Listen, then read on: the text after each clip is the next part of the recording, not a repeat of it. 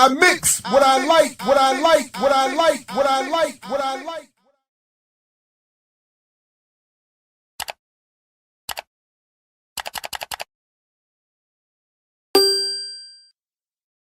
What I like, what I like, what I like, what I like.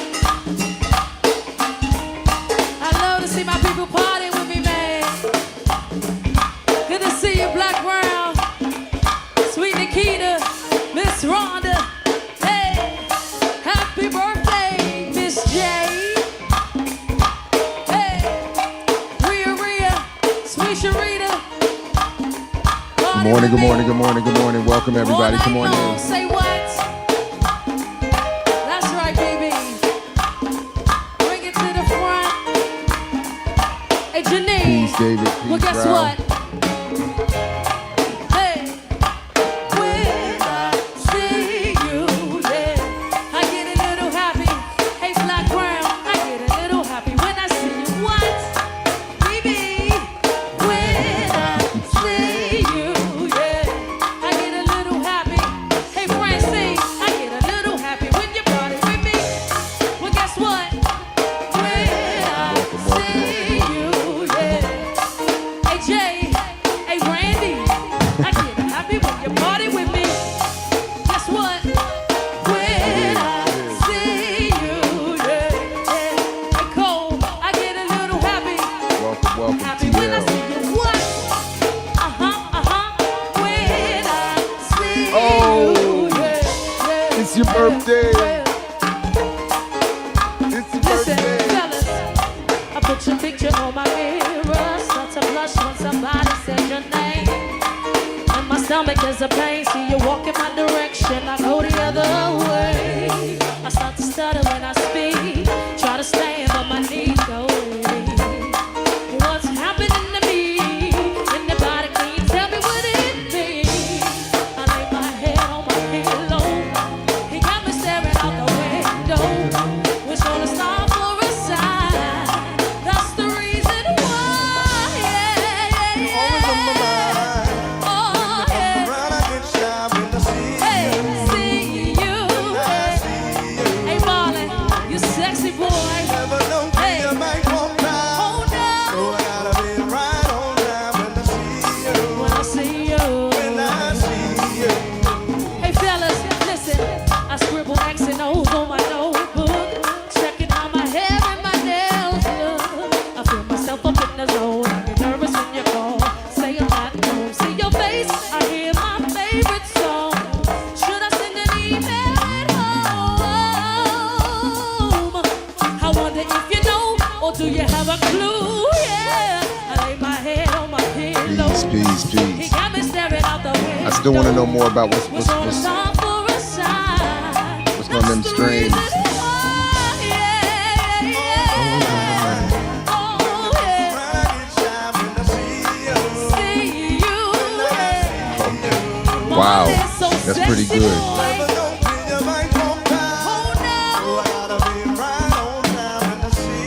When I see you. Listen, something now is taking over me. Oh yeah, yeah. I'm not gonna run.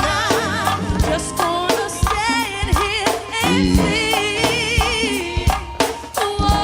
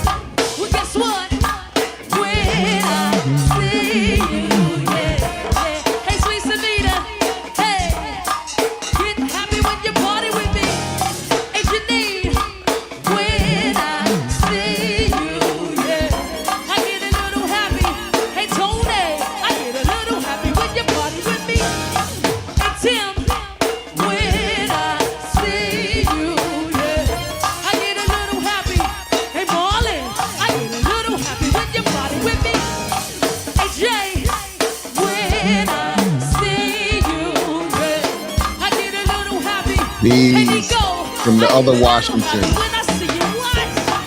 Hey. As good as could be expected. I hope all are pleased as well. Hey, Playboy, I get a little happy. What? Happy when you party with me. Hey, hey. Happy birthday. I mix what I like. Yes, happy birthday, Soul Mega. And we'll say it again in a couple days for Big Pun. Welcome everybody back to I Mix What I Like. Please do all the things to support the platform and hang out a little bit this morning. So a number of things to get to. So first of all, in honor of all the as Daniel and I talked about the other day, the worst sporting event, the worst World Cup. It showed up late, but I did get my Haiti jersey. The band, the band Haiti jersey finally came in. Yep. Better late than never, but rocking it anyway. And honestly, I should have just continued my boycott, because having tuned in for the semifinals has not been what I was looking for. Although I found the solution to the pain of having to watch Argentina win. And I want to apologize to everyone, to all the true revolutionaries, and all jokes aside. Like, I do on some level feel guilty that I tuned in and watched it all, but I feel, but jokes not aside, I feel a little guilty that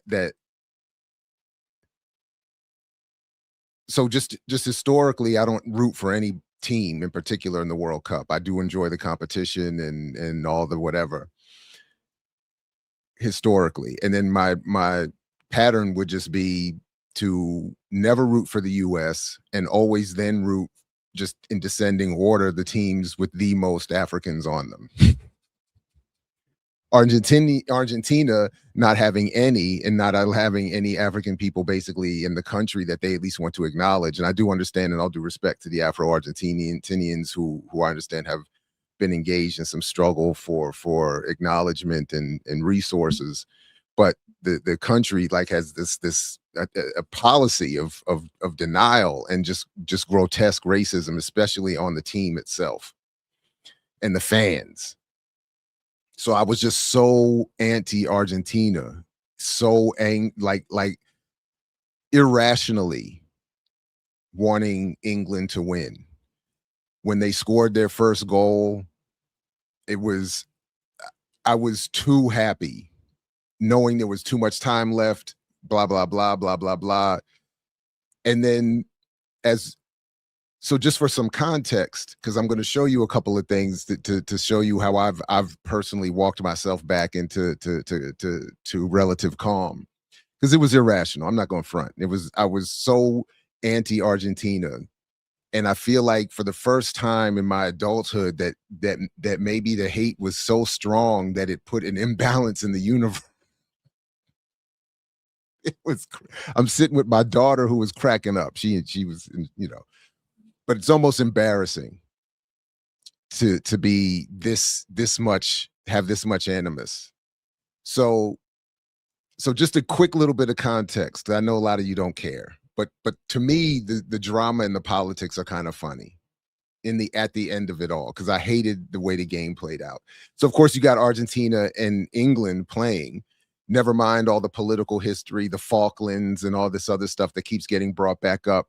But just the footballing history is, with the hand of God and Maradona, on the one hand, having in one game, the African descended Maradona, having in one game the greatest fake goal ever, where he hands the ball in, to having one of the greatest goals in World Cup, maybe footballing history, where he basically dribbles through all of England and scores and they win. So you have all of that history. So England is so rooting for England is weird. Rooting for Argentina is just not a possibility.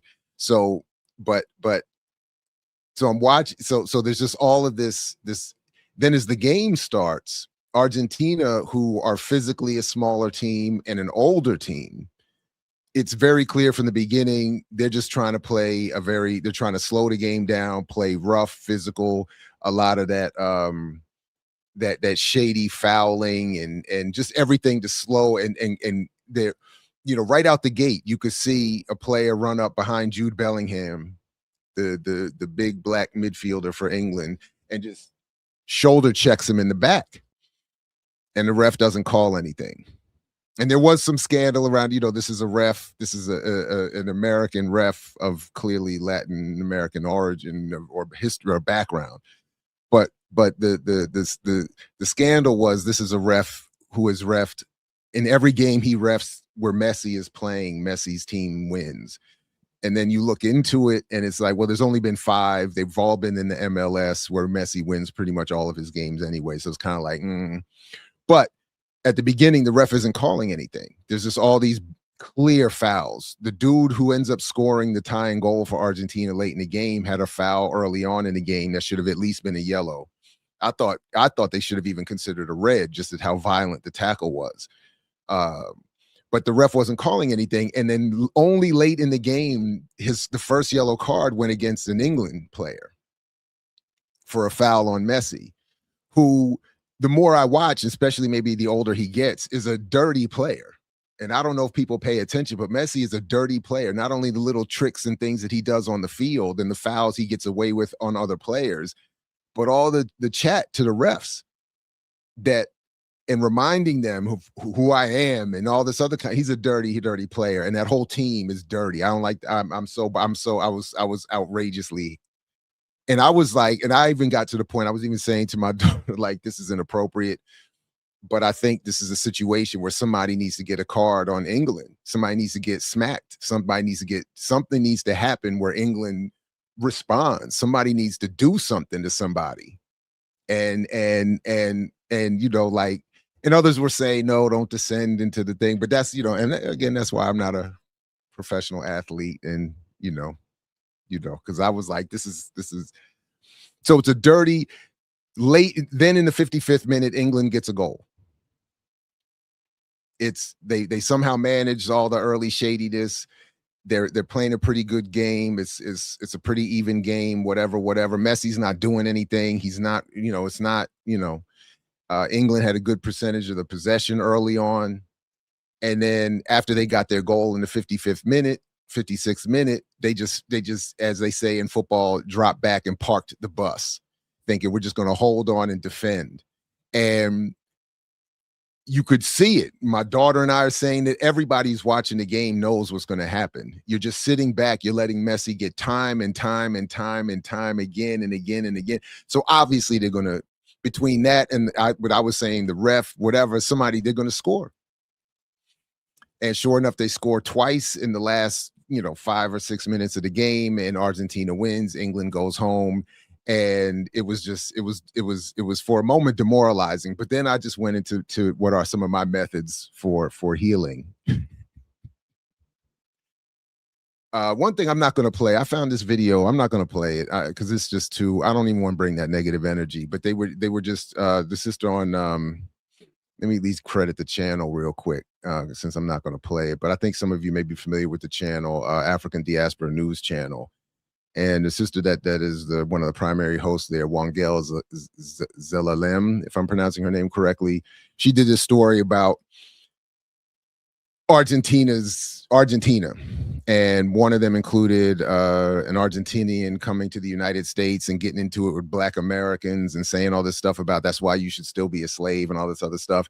And then this other one where a white tourist is in Argentina and they have the Big N burger, and it's spelled Nigga, and you can buy this burger, and then when you get it, the buns are blackened, darkened, blackened. They overcook them maybe, and then you get this big, so like Argentina has really been leaning in to its anti-blackness. And I guess when you feel like, you know, there are no black people there, you can.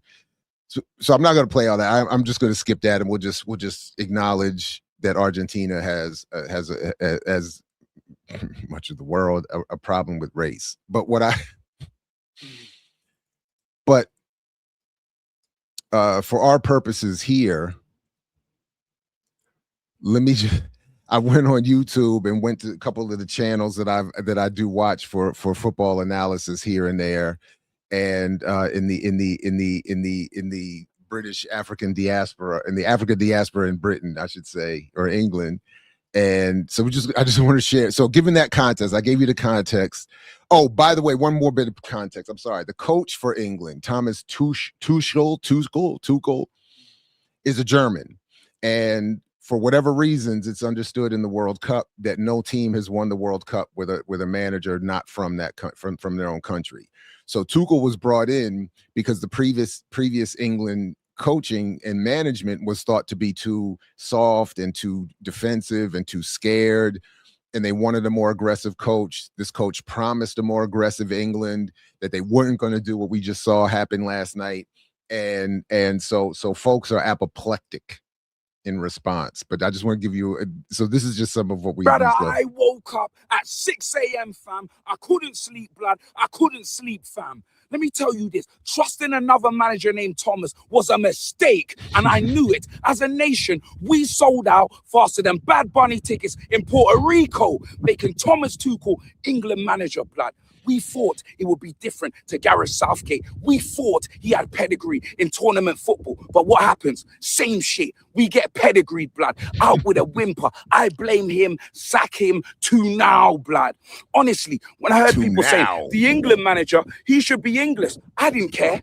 I cared about trophies. I cared about immediate success. It could be tainted love like Marilyn Manson for all I cared. But I was wrong, blood, because the way that these players battled through the tournament for us to go out like that, we sold our souls bringing in Thomas Tuchel, blood.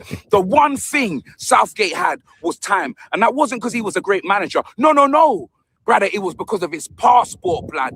Tuchel was brought in for immediate success, fam. He wasn't supposed to be here for a long time. He was supposed to be here for a good time. Yeah, he's like a managerial stripper, fam. Let's not pretend he's anything else, blood. He deserves to be sacked to now after his performance, blood. And brother, I love Germans, bro. Mercedes, BMW, Audi. I love one to drive, but having one drive the team in the biggest tournament of the summer and do the exact same thing as the man before him, who we all slaughtered him for. I'm seething, blood. I'm seething. Because even before the game, when I saw the dark arts from VA Argentina this tournament, Argentina Messi looking like Snape from Harry Potter, fam, I knew it would be difficult. But when you react like that after scoring, it's a disgrace, blood. England got moved to, blood. Barely any possession, fam. It was like 12%. That's not even a buzzball, blood. That's not even a buzzball, fam. All right, I'm gonna give you share one more real quick. It was and this one I found I used to watch this channel more often, but unfortunately the more I watched, especially beyond the football coverage, the more I saw sort of a kind of like a I don't want to say black MAGA, but it's like a conservative politics I'm not interested in. But this part was funny. So this is during a live watch along, just as England scored the go-ahead goal. You could see it's 91. It's in the 92nd minute. They're in extra time. Oh my goodness. So it's so late in the game, and Argentina is just, he hasn't even changed the score yet on his screen. They've just scored the second goal. My God, Messi. Oh.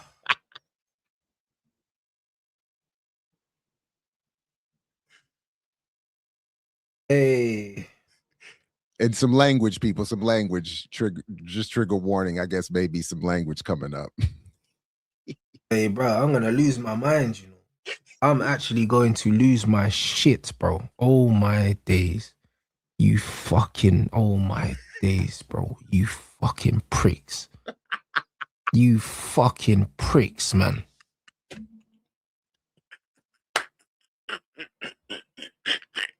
You fucking pricks, blood.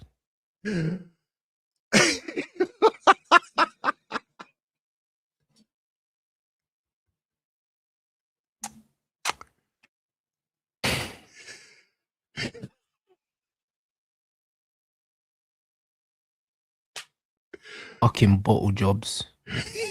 Fucking bottle jobs, mate.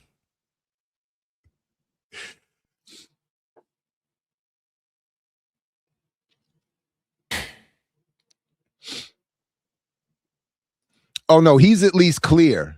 I'll say that for my man here. He's very clear about acceptance and race in his country or his whatever in that country. Brother, I'm fuming, you know. I swear down, man had bare chat after the last game, you know. You fucking spineless pricks. Man had all that chat, you know. Man had chat for the manager after man said you man played shit last game. Man wanna run your mouth. And then you man put in a performance like this, you fucking spineless twats, bruv.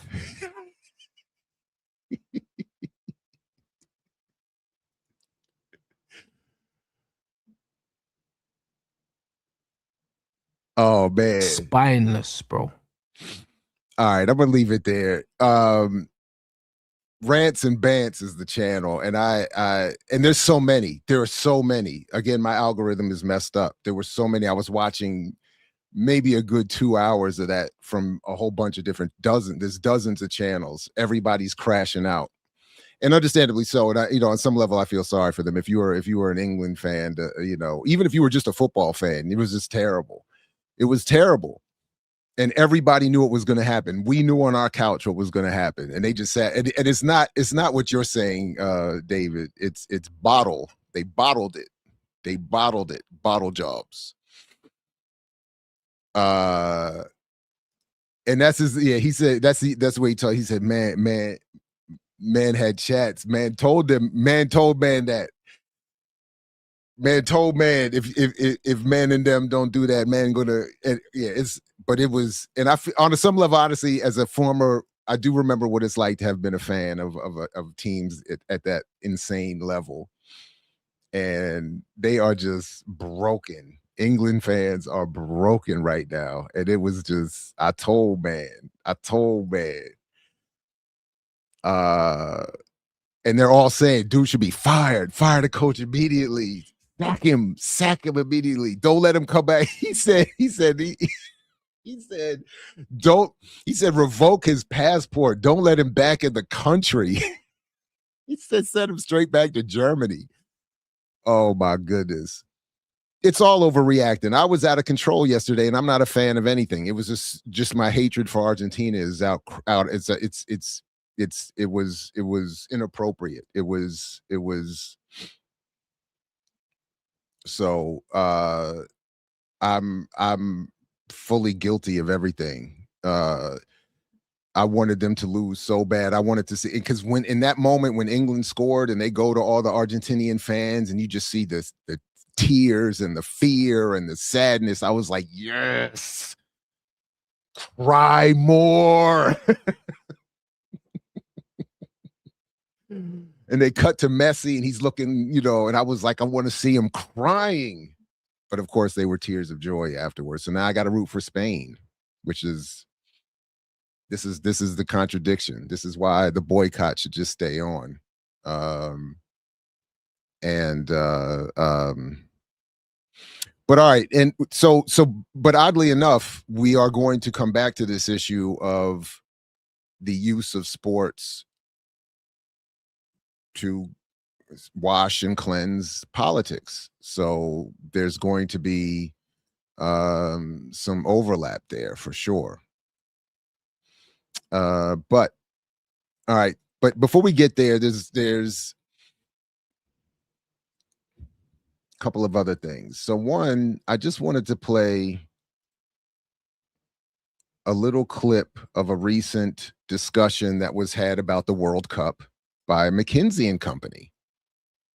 And of course, for those familiar around here, McKinsey and Company, the 125 or so year old company that advises municipalities, states, corporations, ultimately on how to exploit their workers the most, misrepresent issues and politics, all to generate attitudes in favor and support for, policy support for, investment support for corporate bottom line. So I thought this should be interesting to just peek in a little bit on a podcast discussion on the McKinsey & Company channel. Of course, they've become one of the three dominant purveyors of the buying power mythology, as it's weaponized against Black people here in the US. And they have a global reach and interest there. If you ever look at their website and their podcasts, even that don't get that much views, they have interests all over the world. And in some cases, you can see why the videos might not get a lot of attention, only because they're talking about something, I don't know, the paper industry in East Ukraine or something very specific in very local parts of the world. But here they wanted to have a discussion about what the World Cup reveals about Latino sports fans. So I played this little clip. Is there a role for AI in this quest for personalization? There's certainly a role for AI in personalization, but very importantly, and like we see across the board, it cannot be AI without a human in the loop. We have plenty of stories, right? If you start looking through poorly thought out campaigns that maybe they thought they were being Latino friendly, but were not using a word that, would resonate with Latinos, for example. And so it also speaks to this idea of representation. When you look at some of these leagues, and in particular, Major League Soccer, that's where you see the highest numbers of representation in the fandom, right? Like about a third of fans being Latino. But when you look at the representation of Latinos in the management teams, in the leadership of these organizations, we're talking on the order of 6 to 10% only.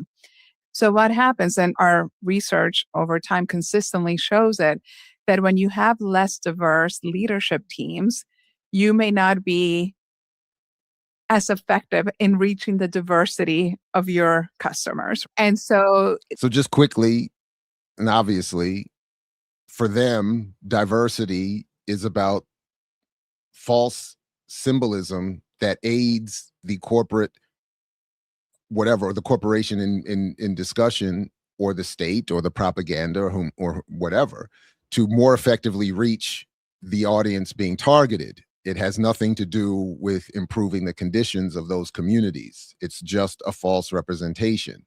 This creates that opportunity to truly be thinking about how are we making sure that models can get it wrong, so that we have the right inputs, the right understanding of who we're trying to engage, to ensure that the actions that we're taking, the content that we're creating, again, is authentic and resonates with that audience.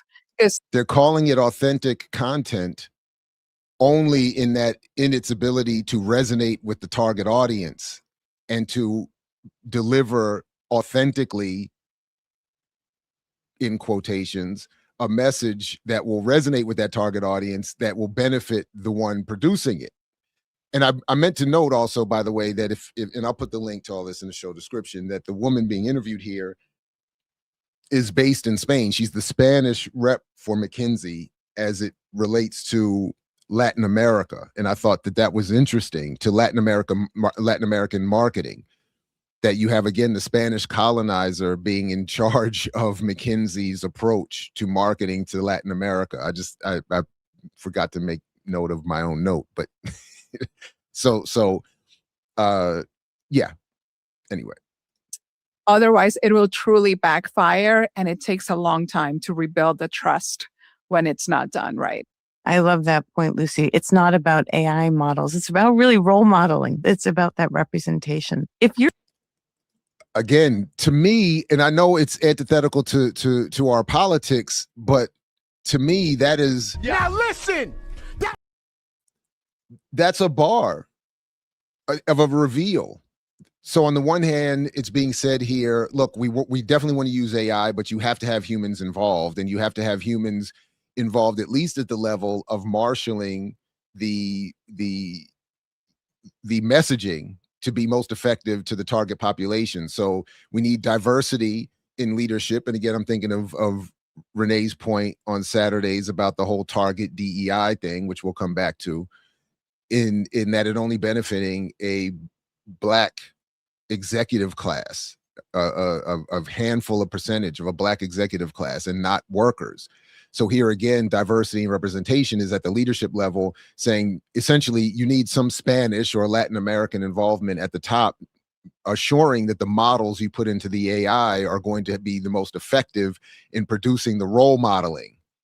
So it's not AI models, it's role models to get the effective, as they say, representation. So again, representation of any particular group, in this case Latin Americans, is specific only to extract from them not only profit financially, but I would argue it's a sort of an intellectual extraction. It's extracting and mining the intellectual and political resources to assure that what is only of value to imperialism is taken out and exploited. So any other resource that might be of benefit to the local community or the world would be the case with a crop or some other chemical or natural resource is being suppressed or marginalized, dispersed to the point of being ineffective,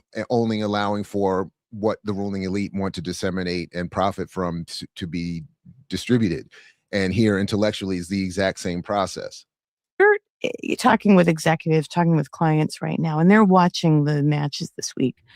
Are there certain lessons or signals that they can be looking for, lessons that they can take that might tell them where sports, media, consumer behavior, where are these things heading next? What are some lessons maybe that executives can take from the World Cup tournament? As we looked at the sports economy, youth sports accounts for 15% of that. And as we did our research, one of the things that really struck us is how much parents were telling us that they value who's sponsoring their kids' games, right? Who's putting in the resources to support those youth leagues, for example. And that informs a lot of their consumer choices, actually. Now, this is a slick part, and it takes some soccer dad explanation for those not familiar, so forgive me. But I thought this was deep because in a very imperialist, colonizing McKinsey way, the conversation of pay to play in youth sports is completely distorted and rebranded from the perspective of a corporate ruling elite. So much of the discussion in the World Cup, as we talked about the other day with Daniel, at least a little bit, is that the U.S. does poorly relative to other countries in the world, despite having all the resources in the world, because other countries have a much more collective model for funding sports at a youth level, encouraging the poorest of the poor and everyone to be able to participate at an equal level. In fact, I just watched a video of some U.S. expats that moved to Valencia, Spain, and made a video about pay for play. And essentially what they were saying is that in Valencia, Spain, where you're producing players at a quality far above the US, they have a whole structured setup that starts with the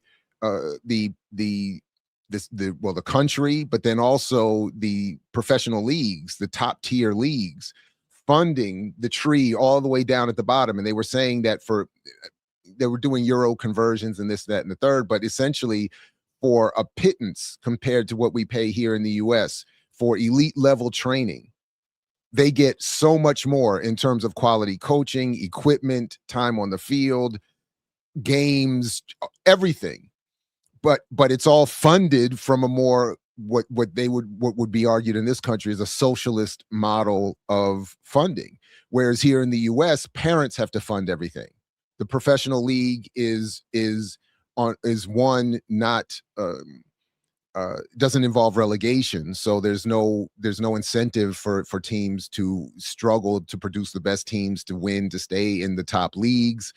where if you don't, you get relegated to lower leagues. And then you have these series of tiers of professional leagues in most other countries that allow for the top leagues with all the money to fund the lower leagues, and all the way down to the youth leagues that get that. So it's essentially the ecosystem funds itself. But in the US, no. Everything is funded by only the richest of the parents. The poorer kids are not invited to play. So you get a different kind of player and a limited amount. Just the pool of players is reduced. So now where so many in this country, even non-radical soccer fans, are saying we need to adopt the European model and just start funding things differently. So you have relegation, more competition, and a funding apparatus that would not require, corporate sponsorship at every level, would not require, certainly parents have to fund it at, instead of addressing that, we get McKinsey coming in to offer up this. Actually. And so when you think about the journey towards being that avid sports fan, it starts early. There's a lot of opportunities as you think as a brand where you're playing, and think about that consumer, their own journey, right? And the opportunities that exist, starting with youth sports as well, in terms of engagement and getting to know the different communities.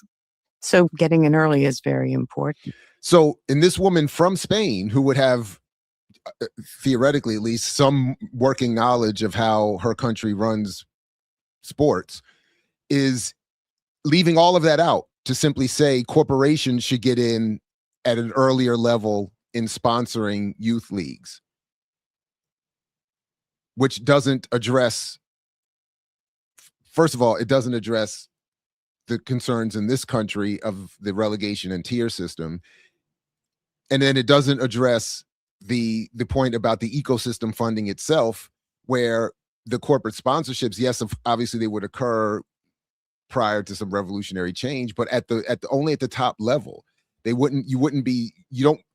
other words, I wouldn't want, and I would want less of going to youth soccer games and seeing all these branded sponsorships when, but similarly, they're not going to, what you do see at the local level here in the US, at the youth level rather, are local brands. So you might see the local insurance guy and the with a sign up with his picture on the thing, and then the local real estate entrepreneur whose child is on the team with her picture on the thing, or the local pizza spot. That's fine. That's whatever. But that's obviously not enough to fund youth sports here in the United States. And they're not involved, by the way, in funding. You might see that, I should say, at high schools, but in terms of the actual leagues, the I want to say professional, but they're not professional, but the elite leagues, where the elite youth leagues are, you don't see as much of that, because most of that is funded by the parents paying thousands and thousands of dollars per kid. By the way, in Spain, if you have two kids joining a league, the second kid pays like half of what is already a reduced fee for the first kid. Whereas in this country, if you have two kids joining a league, both of them you're paying thousands of dollars for each one. But here they're just saying, McKinsey's just saying, get in at the ground level. So the little sparks that it creates in children, right? Around this idea of participating and thinking about the benefits of sport that go beyond the athletic skills. And I don't think we give it enough attention at times, the ability that sports has to teach you so many important skills, whether we're talking about teamwork, resilience. The data's very clear in terms of how those who play sports are less likely to experience violence or have higher educational attainment rates. And which is why in the United States there's been part of this argument as to why these things need to be addressed. That data is well understood here, and I would even be cynical enough to think that that's why it's denied to the poor, to the black, to the brown, because then it makes it easier to corral them into the social rungs of society assign them previously through the the imperial pyramid, the colonial pyramid. So anyway, I just thought that was just wanted to play that little bit there of I just thought it was fascinating to see. And then I made a note here that they take the Alexi Lalas, who is the former US player who's a commentator for Fox for the World Cup, who's often taking these more conservative approaches. And and he must be getting a McKinsey analysis, because he goes on television and then says something similar about, who's going to pay for these youth leagues? How are you going to fund it? What are you going to do? And then here comes McKinsey saying corporations will come on in and do it. Let the corporations do it. By all means, don't have a conversation about how Spain sets up its leagues and set up a funding model for that. By the way, Spain about to be in another World Cup final. Just saying. But all right, enough of that. Let's have a little bit more fun before as we sort of transition into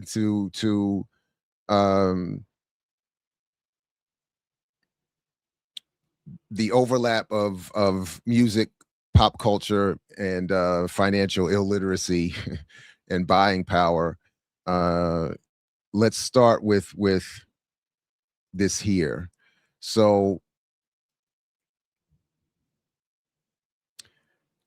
and again, I'll add all the links. I have not done it yet, but I will add the links to what I'm using here. So if folks remember, I have a longstanding problem with the popular narrative around hip hop history. More specifically, I've had an issue over the years with the particular role that Hot 97 played, iHeart or Clear Channel Media played, and then specifically hosts like Ebro, who I admit watched. I want to play in through another video. Apparently, had a little crash out moment with his co-host Rosenberg that I think is both funny, admittedly, but also says a lot about the fact that of how that narrative I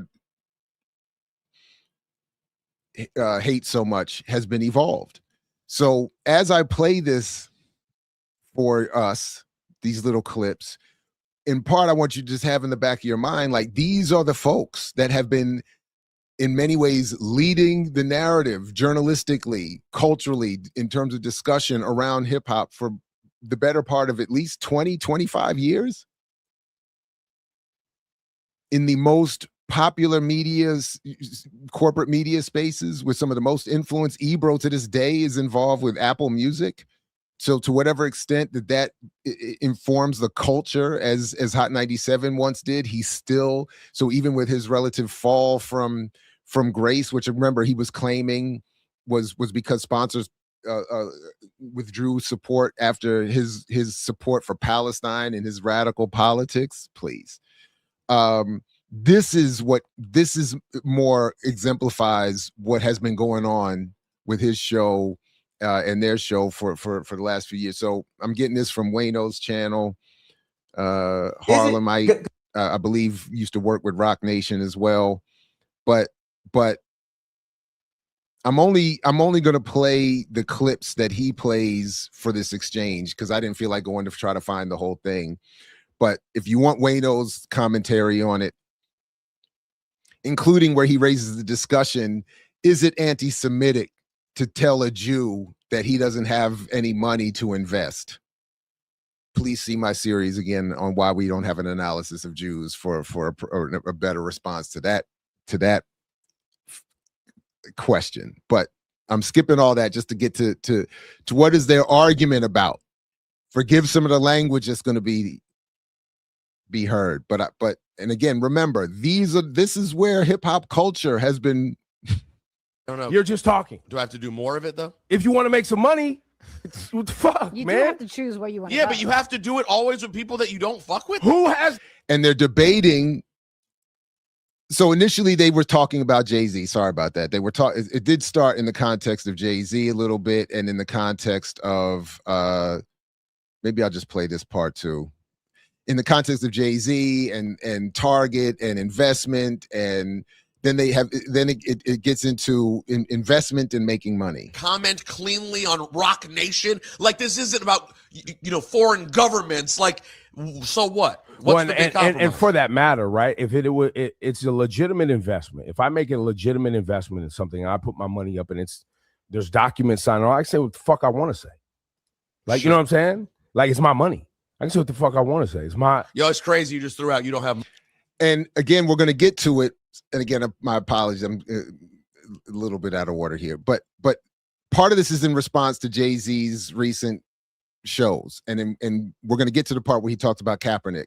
But in one part, he's saying JayZ's responding to the whole thing about, you say you want to Target boycott, but then you want to boycott Target, but then you want to go and support Google on YouTube and Amazon and Microsoft with your other shopping and all that, which is of course nonsense, because if which is a deflection, whatever. And then it gets into this question of if who are you investing with, and if you've invested in something, can you be critical of it? Because part of what JayZ says to Kaepernick, or in response, or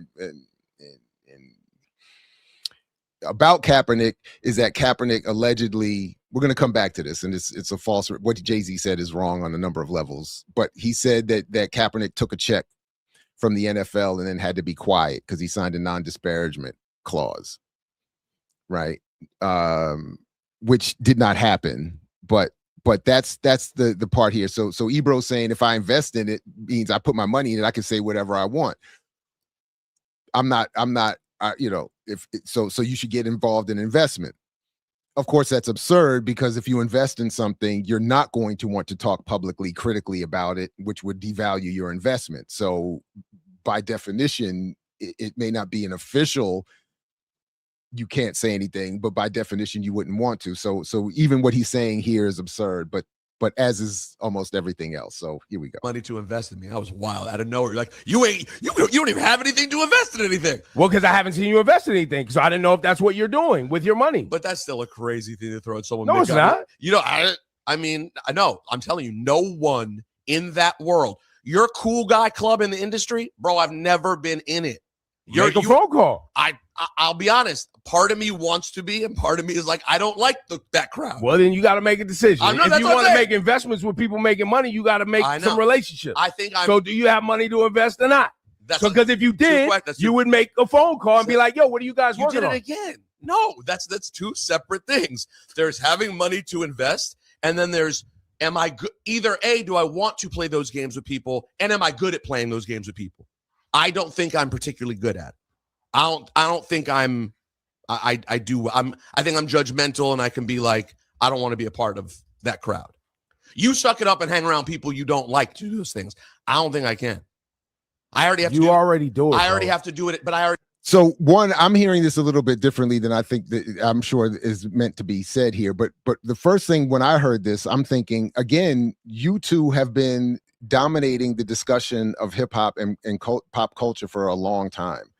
So the idea that you would both, to a certain degree, be happy to admit, I'm going to sit with people I don't really like because I want to make money, and I'm going to do things against maybe what I would initially, agree to or think I would agree to make money is also wild. And then this whole thing of, one, you have to make money, and therefore, even if you have to work with people that you don't like or who are shady or doing shady things, it's still worth it because the goal is to invest and make as much. Again, all of this is the worldview that has gone into the popular presentation of Black culture and politics for decades. And I recognize that I'm talking about this in the context of Rosenberg and Laura sitting there. You already do it. So what the fuck are you talking about? Yeah, but I can't do it more. You do it for work. This is when they started to offend one another. Now, all right. So I'm going to skip the comment, because they do start to offend one another, and it starts to get a little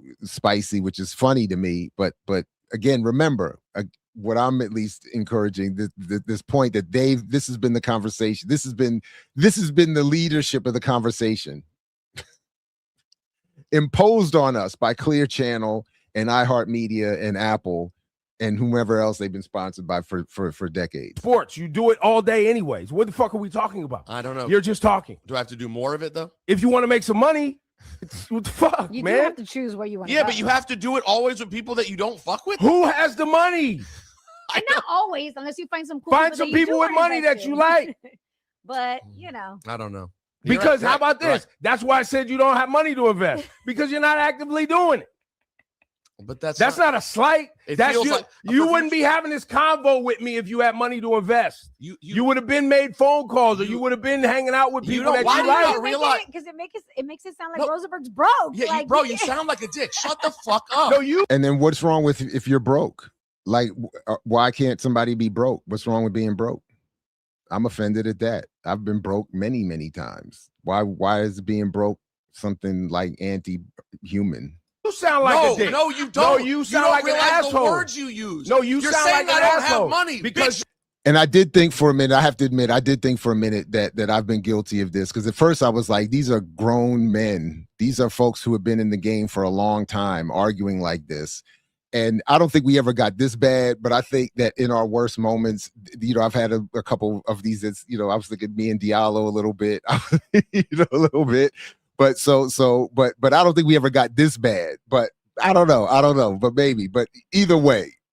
Shut the fuck no, up. you're a bitch. No, you're a I'm hoe. not. You know why? Let me tell Now that I know never happened. And Wayno does come back to talk about that. Like, I would not have said that or accepted that being said. Like, this is where they go way over the line. Tell you why you're a hoe. Let me tell you why you're a You use hoe. language. Let me tell you No, why you're not you're a gonna hoe. keep using- Let me Stop. tell you why you're a hoe. But you Because you just called me a bitch Yeah, for but- no reason. No, it is for a reason. No, it's not. It's because you're being a hoe because you don't know how to invest. That's different. And I wish I had that more ready. So forgive me, but I do want to drop right there. Message. Because that for me was so that's it. So you're a hoe because you don't know how to invest. And that's the financial literacy and the approach that has been dominating the discussion targeting youth for decades. You So don't then know say that. I listened to you about because you shit like don't that. have money to invest. Yo, my man, what's wrong with you? Yeah, I'm Wow, he was making a fist there and everything. See, we can't get to that level. I would have had to stop it before it got to that level. I'm gonna keep calling you a bitch if you Stop. keep saying that. Oh Listen, my And man. his Bro. Wayno pointed this out too. His voice cracked. Stop. Listen, if you Stop had money saying to that. invest, Stop. if you had money to invest, Stop saying you wouldn't that. be talking like you're talking right now. No, it's because I don't understand the disrespect repeatedly, bro. Because And you're you wrong. sound nuts. That I said I don't know people. No, you I said don't know this crowd. no. You're like, well, you don't what have money. crowd? There is no crowd. There's people that have money and you talk to them. That's it. Both of you guys sound like dicks. You Just stop. But you just don't understand when you say things that are incredibly slighting. How do you not know that?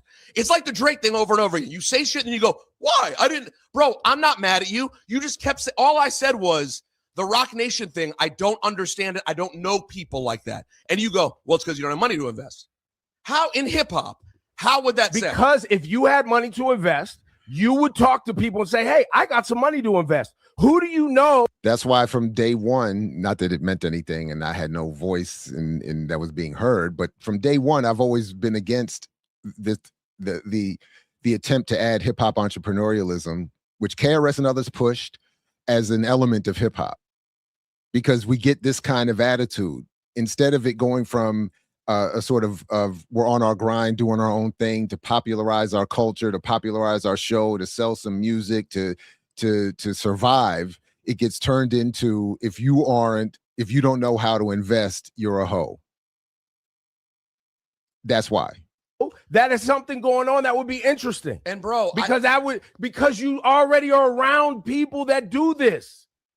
That's the point. but you keep saying it wrong intentionally. Yeah, Why I do you think not just, know? You just keep telling him. And I'm sorry I called you a bitch. Have It's me money trying to- invest. It's mean. It's me, and it's And me it's trying to, rude. and I'm being now mean back to you because you're being an asshole. I don't think you're a bitch, but what you're doing is bitchy. Bro, I have money. I invested in boring places like Edward Jones. I don't call you when you're friends. I don't know them. I don't know those people. They never treated me like that. That's it. You keep saying if you had money. No, I have money. I give it to random boring firms and I invested in little things. I wasn't raised to like. Listen, man. All right, there you go. That's it. If you check out Wayno's commentary if you want to see what he has to say about it. It's kind of funny. Wayno's a funny guy and has an industry knowledge and experience that I can't match.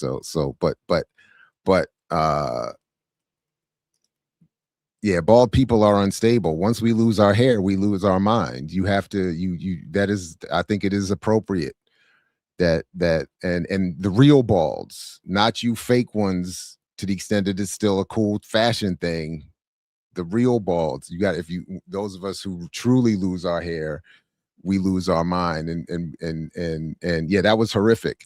But again, I just want to stress that this has been the dominant discussion. These two have been at the forefront of the culture for decades. And this is why so many, I think, in my generation, and certainly those who grew up on them, remained confused in terms of finance and politics and media. And but of course, that's why they've been so well sponsored and funded to foster that level of confusion as well. So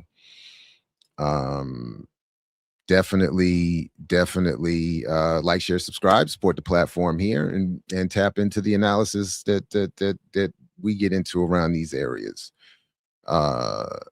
Yeah, there's real balds out there. That's it.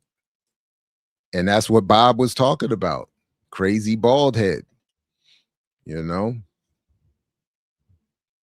Damn crazy.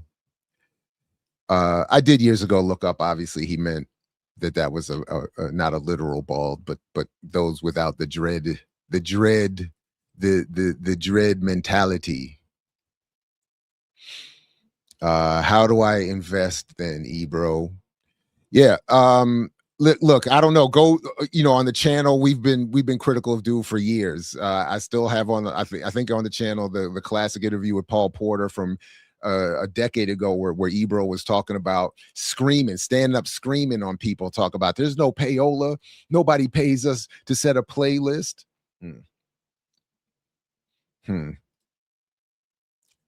That's not true. But instead of saying he wants to invest with him.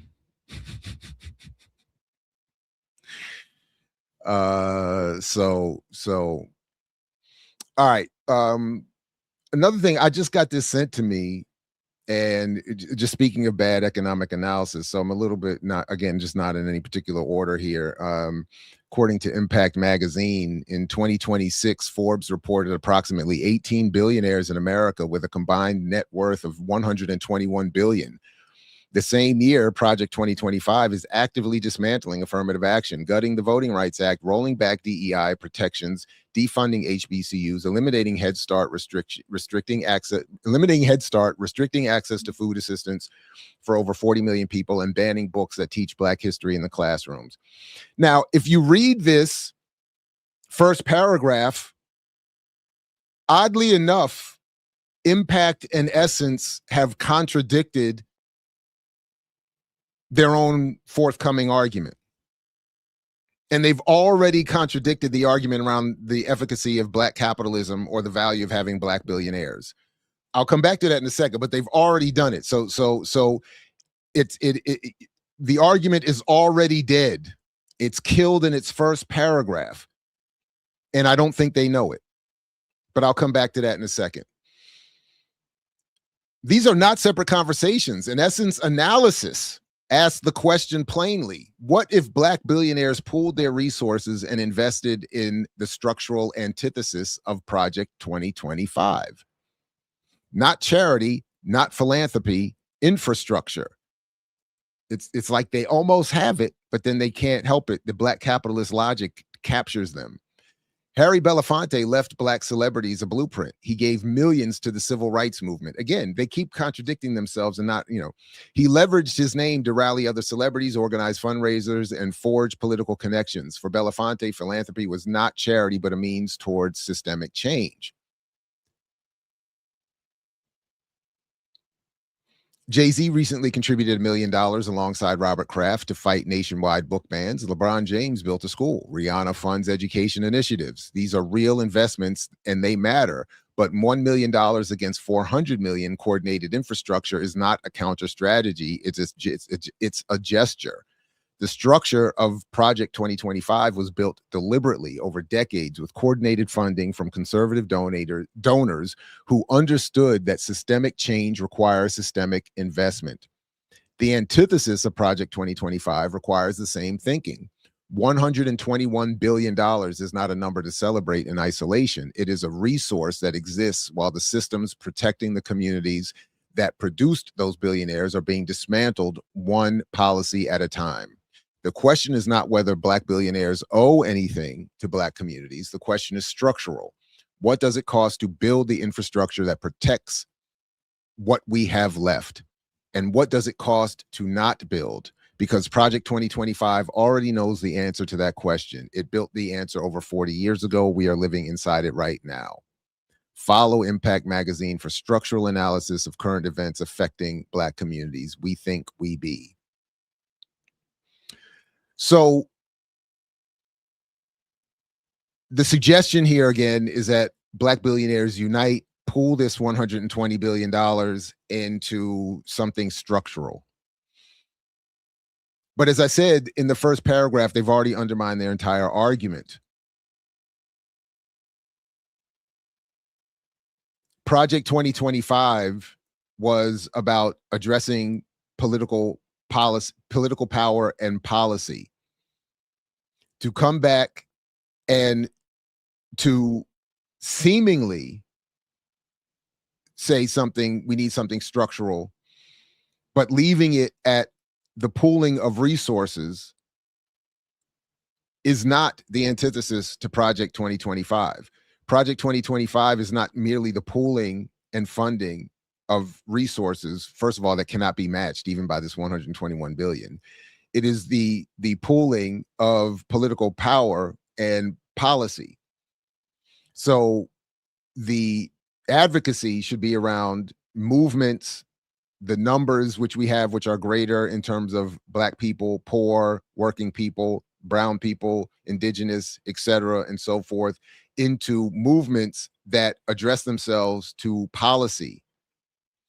Similarly, the idea that this $121 billion billionaire class of Black people is going to unify to do what is even being suggested at the level here is absurd.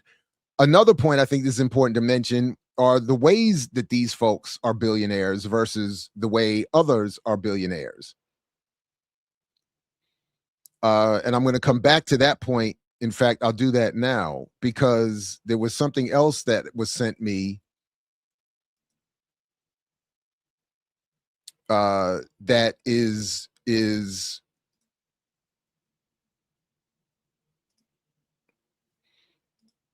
doing it's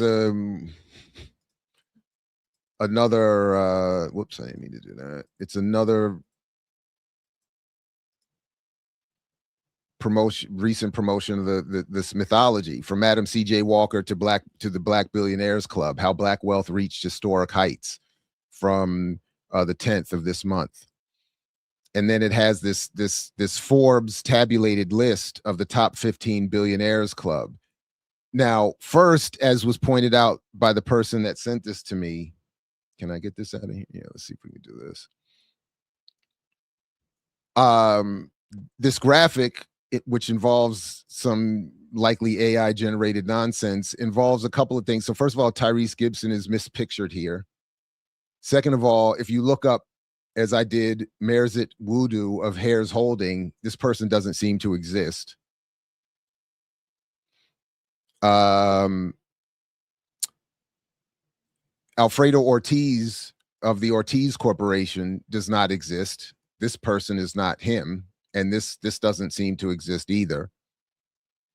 But even among those who do exist, so, and on the one hand, I'm always happy when we biracials are of African and African American extract are included. So I'm happy that Alex Karp is included. I would hate for him to be excluded based on his biraciality.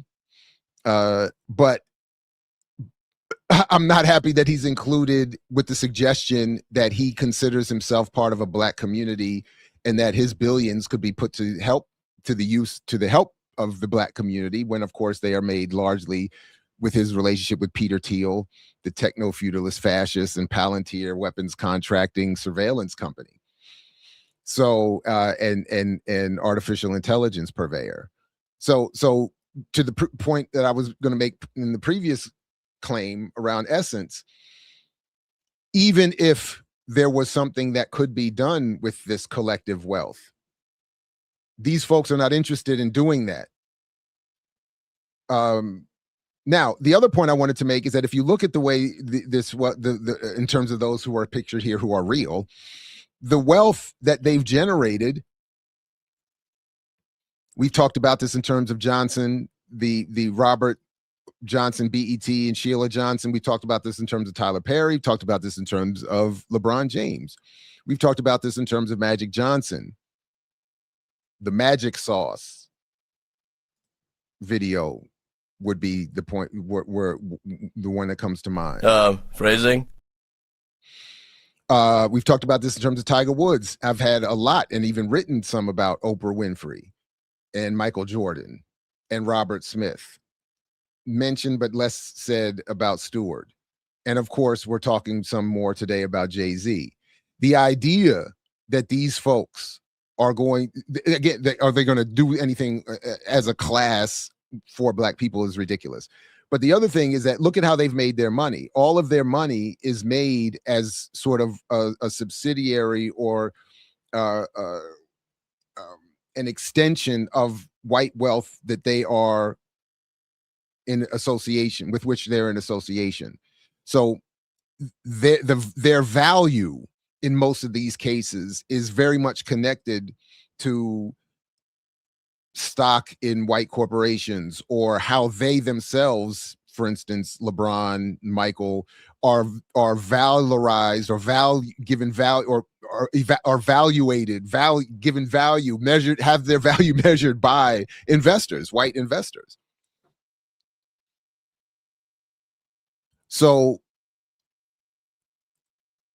again, the idea that they would have the autonomy in terms of wealth, never mind the political interest, is to do it is absurd. Oh, and I meant to make this point because of course they start off by this whole thing is in with under the umbrella of the Madam C.J. Walker Black entrepreneurial, Black capitalist mythology, and how we should praise the wealth that they have.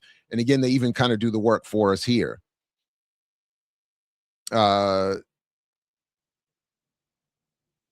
Karp's wealth is attached to Palantir and their government and Fortune 500 contracts.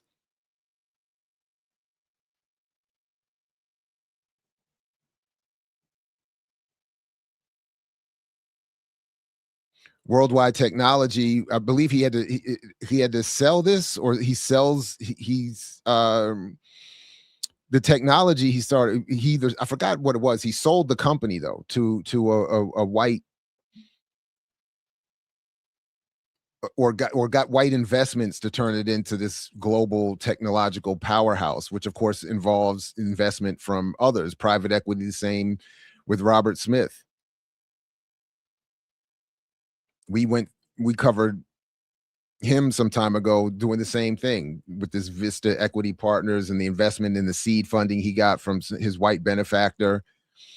Obviously, the Jordan brand is associated with Nike and the NBA, Oprah, television contracts, advertising. JayZ, we're going to come back to, but more or less the same thing. I know less about Ogunlesi, but his company was bought up by BlackRock. so I mean, that's as direct as it gets. Grain management, wireless and digital connectivity obviously needs public policy, white investment, subscription. Magic Johnson just selling his brand, much like Trump does, to put his name on things, movie theaters, restaurants, etc. But he doesn't own them. He's invested in them. Tiger Woods, again, please, what more do we need to say? I know less about Tabuteau, groundbreaking, high-paying scientific medical jobs while advancing treatments in the lives of millions of patients. Biotechnology, so medical investment. Awutana, Calendly, so that's, congratulations, sold the, subscriptions, investment. LeBron, same with Nike. Tyler Perry, we've, talked extensively. Sheila Johnson, BET, same thing. That money comes from Roger Malone or John C. Malone, rather. So again, this idea that, that's the answers are not coming from there. The answers are not coming from there.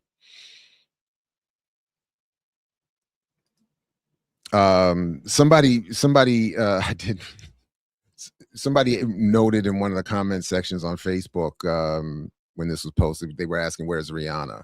And it's the same thing. And Rihanna is, I think, technically a billionaire also, but it's all associated with her co-ownership of brands and fashion and makeup. And again, if they were to try to turn that wealth into something that was radically addressing itself to the poverty of Black communities, their business relationships would dry up. And they know that. So they're not going to, there's not going to be some, in Essence magazine, the idea that an essence analysis is what we need is frightening. Frightening. All right, everybody. Welcome. Please like, share, subscribe, support the platform however you like. Do all the things. And behave yourselves in the chat so that we don't have to. Time out. Y'all take a chill. You need to cool that shit out. And that's the double truth. Yeah. All right, let's see. All right, let's get to the thing here, and I'll put the videos that I was using. I'll put in the show description to get caught up to this. I know a lot of people have had something to say about this JayZ story. In fact, you know what? I'm going to take a very quick break, and then we'll come back and get into it. So please don't go anywhere. Like, share, subscribe, support the platform, do all the things. Let's take a quick break, and I'll be right back to talk more about this JayZ piece. Yeah, man. He talking about. What he talking about? Let me get this branch real quick. He talking about tree line streets. It's my street. He over here on his microphone talking trash. I'm gonna get this branch real quick. Let me just get this branch. Let me just hold on. Let me get this branch. Put it over here real quick. He over here talking trash. This is my neighborhood. Yeah, hold it right here. Hold on. Put it right here. Hold on. Don't. I'm gonna get it right here right quick. Get this branch real quick, and then I'm gonna come back and deal with him in his broadcasting. These my streets. And hold on. I can't get it. Let me just. Hold on. Wait. Hold on. I'm gonna go back over here real quick. Nope. Okay, I'm gonna hold it and put it right here right quick. Yep. Wait. from these tree-lined streets. This is my streets. He's over here talking trash. And outside, talking about I'm making noise outside his window. Wait till I get this branch situated. Then I come back and wait. No, I'm gonna wait. If I want the branch over here, I have to get the wait. No, hold on. I'm gonna put it up here real quick. No, hold on. What am I doing? Wait, hold on. Let me go over here real quick. Wait, try to put it up here real quick. Hold on. Wait, I'm just going over here. Put it there. Hey, get these tree-lined streets. This is my street. I'm gonna put it over here. Watch me put this branch over here. Put this branch over Colin. Wait, put this branch over. Wait, what? Huh? What? Put this branch over here and try to get these tree-lined streets. This is my streets. Now come down. What'd you say? Nah, he over here talking trash. Now it's my streets. This is my branch. This is my tree. It's my streets. Do what I want to do on this tree. What? I drop this. Don't make me drop this branch. Don't make me get this branch over here. Put this. Once I get this. What'd you say? What? Yeah, man. He talking about. What are you talking about? All right, everybody. Welcome back. Thank you very much. That quick break. Like, share, subscribe. Do all the things.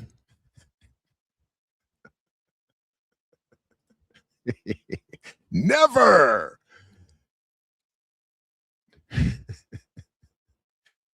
Yeah, no, I made it. I did make it. The too much time and yeah. Yep, recording this with his phone, drinking coffee, doing the voices. Yep. That's about right. All right.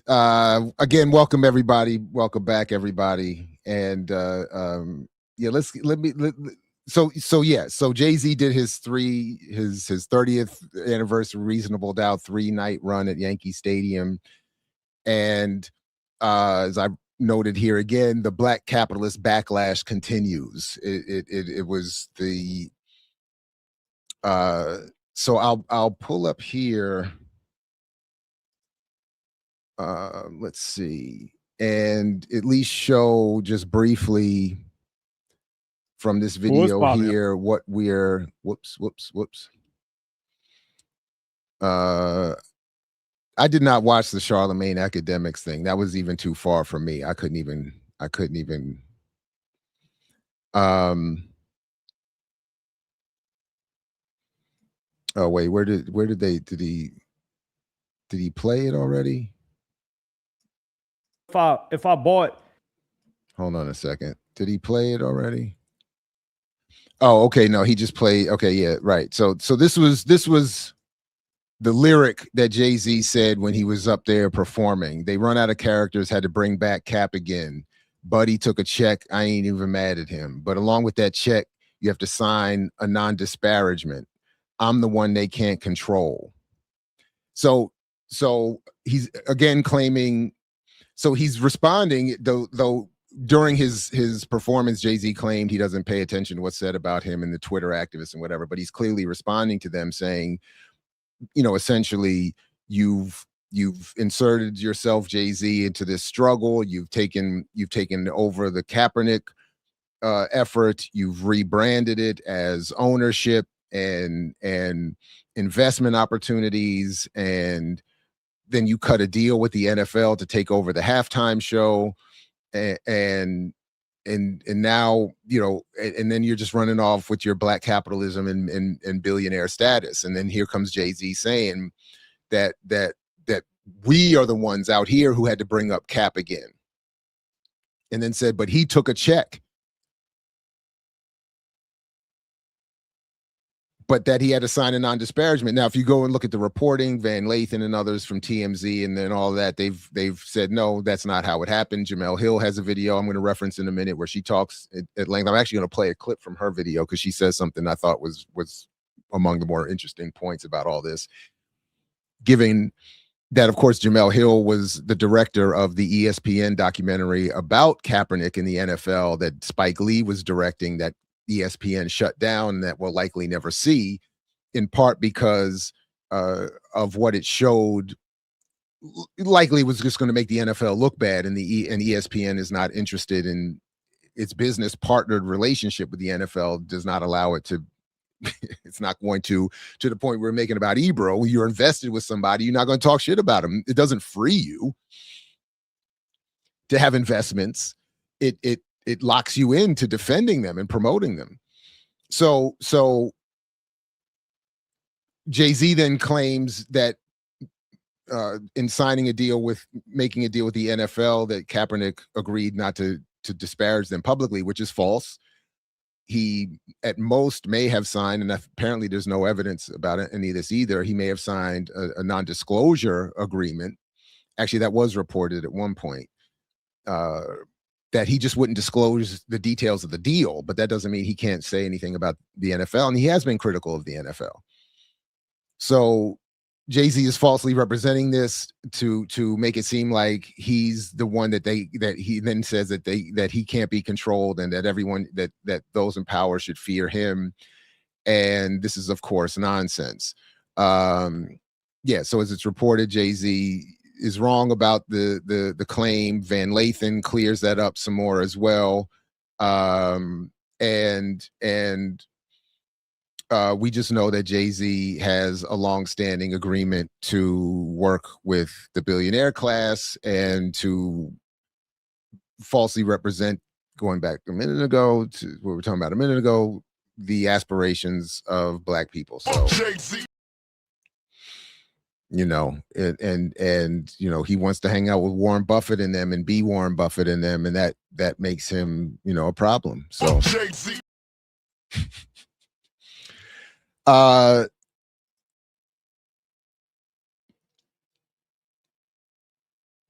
now, I thought it was also interesting that in terms of this Black capitalist backlash, that JayZ and that the politics that he's representing have to make Kaepernick seem to be a sellout, because that makes buying in look revolutionary. So, and that's part of the Black capitalist logic, to rebrand the individual success, relatively speaking, of these Black billionaires and millionaires as something that is good for the collective and revolutionary, when it, of course, is not. By the way, in that verse, JayZ says a line about how important he is, and that he you know, laws are passed because of him. And of course, he's making reference to his legal reform efforts through, pun intended, reform. But I just thought it was interesting, again, even in terms of what we were talking about with the money.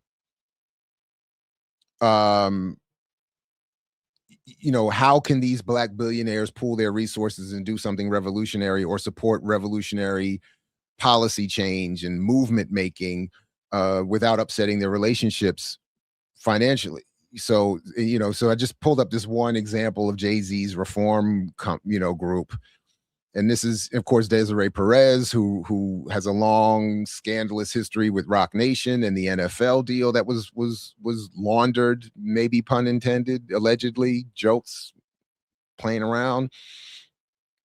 There's Robert Smith again, of course, Robert Kraft.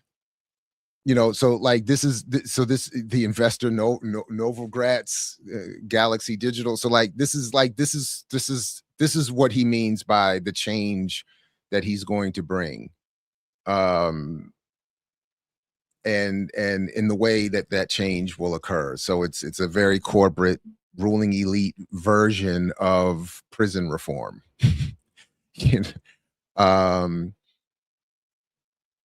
Yeah. So allegedly. But yeah, so I mean, it's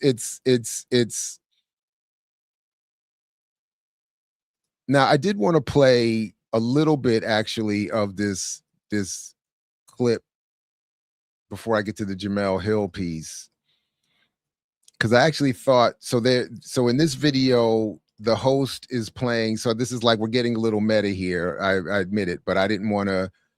So on the one hand, it's kind of like citation in scholarship. I want to cite the Van Lathan discussion, but I'm getting it through Why I Hate Politics. So it would be, I think, a form, if not, I believe it's actual plagiarism for me to then go directly cite the Van Lathan piece without citing that I got it via the Why I Hate Politics video. So that's where I'm getting it. I'm just going to play a few sections from what Van Lathan and his co-host are saying here from their podcast, but for a particular reason. So here we go from their Higher Learning podcast. And on college campuses, in kitchens, everywhere, how should we refer to ourselves? Oh, I got to back this up because he's talking about, so Van Lathan is doing something here in terms of Kaepernick and JayZ about identity. He's saying something about identity and a black cultural discussion. A black cultural discussion taking place. It's working for the people that were able to attain it. But as far as what we thought was going to be a windfall of a better life by being Americans, being connected to that identity, that's a lie. And it's a lie that people are waking up to, and they're angry. And a lot of those people are taking their anger out on people that they feel like are avatars for that type of thinking. And then some people are actually just trying to pull it apart and analyze it. And those people are being treated like they're angry. And then even still, there's a third group of people that believe that all of those people were handpicked to pacify us whenever they show their faces. You don't have to be any of those when you're listening to me. You don't have to be in the camp of one group of people. All you have to be somebody. This is all you have to be. All you have to be. I'll get into the Twitter activist thing in a second because I've been ranting too long now. All you have to be is someone who thinks for yourself. That is the only requisite. Just be somebody who thinks for yourself. That's it. Now, before I continue, because I have so much to say. I know. But before I continue, I want to dominate and run over the whole thing. People don't like that.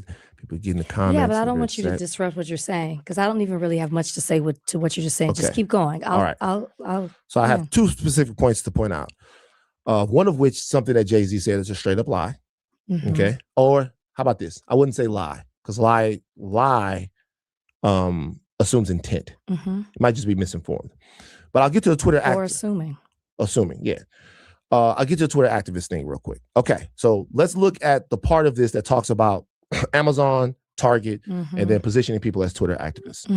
First of all, let's take the Twitter activist thing. Everybody in here at some point was a nigger. Then after you became a nigger, you became colored. And then after you were colored, you became a Negro. And then after Negro, you were black. Then you were Afro-American, African-American. Now you're to the point where it's all on the table for you. You can be a nigga if you want. You can be black if you want. You can be can't be colored. Can't be colored. You can't do that. No one's gonna go for that. We got to caught that. That's funny. The question is why? Why did the designation of who you are as a person in this country change? It changed through conversation. Changed through conversation. Guys like W.E.B. Du Bois talking about this. Guys like Stokely Carmichael talking about this. Women in our movement talking about this. Black people having a cultural conversation with each other, both through intellectual writing and on college campuses, in kitchens, everywhere. How should we refer to ourselves? Message. So Stokely and everyone comes along in the 60s. They go, let me tell you why black is beautiful and black is powerful. Because black needs to be assertive. Black is scarier than the term colored or the term Negro. It's scarier than Negro. Black is, it's something. And that's what we need to be. We need to assert who we are in this country. And that's a conversation that we had. It's a conversation that we had amongst ourselves. You can say whatever you want about Twitter. 75% of what's going on Twitter is bots. But what else happens on Twitter is people get on there and they decide through information and through conversation what's palatable to them. So that's the only part of that I wanted to focus on, and I'll stop it there. So for 2 quick points. One, we're 2 for 2 today on biracials being counted as black. So thank you all very much. I appreciate that. And I love it. Thank you. Happy to be there. Happy to be at the table. Secondly, to the point he's making this point in the context of JayZ talking to and about Kaepernick and their various approaches to black struggle. And the point I just wanted to make was that, yes, I have some disagreements with how Van Lathan framed that, but I wanted to emphasize that all of that is happening as a mediated discussion, technologically, politically, ideologically, mediated by whiteness, white supremacy, colonization, capital. So even the last point where I ended it, this idea that so much of this discussion happens on Twitter and informs how people make decisions in their lives is part of the problem. And I'm planning to mention him at some point anyway in relationship to this, but this is why I like Armand Towns's work on Marsha McLuhan, and humbly speaking, my own approach to Marsha McLuhan and the medium is the message, that, and my own shifting views on this over the years, that the fact that the conversation's happening on Twitter almost makes whatever's being said useless. Either the arguments can't be made properly, they can't be heard properly, can't be distilled properly, or they can't reach or be made real material by political organization and action in real life. So obviously what I'm doing here is no better. I'm in many ways guilty of the same thing, the extent to which my work increasingly is focused and becomes here. So it's a flaw. It's a contradiction in many ways. Hence my point with Dr. Burroughs going back almost 30 years now around the creation and our argument of a B-span in our first co-authored piece, but maybe my first publication of any kind, really, was our argument around a B-span, a black C-span. And the point being, we already were seeing, predicting the atomization that would occur through an increase of media, digital media technology. And that without a radical black public sphere, we don't make solid use of these technologies. That was the point around Black Liberation Media. The foundation of that project was the creation of a public sphere. Now, in some ways, we do it with our individual platforms and atomized platforms, Black Liberation Media, et cetera, and so forth. But ultimately, the point is still, we're doing all of this through mediated spaces. And so that was one thing. The other, maybe a third, I guess, point that I wanted to make is about what Van Lathan says there about the shifting identities. So, and I understand what he was trying to do, but I think I can't help but want to make the point that the analysis he quickly offers there is flawed, that is missing some important points. That one, he leaves out of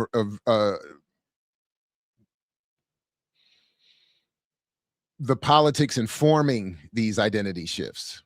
So it wasn't just that Kwame Ture was saying black is beautiful. He was saying, and black power. It was that it was all in a radicalizing effort to create a revolutionary movement that eventually incorporated an African and diaspora identity.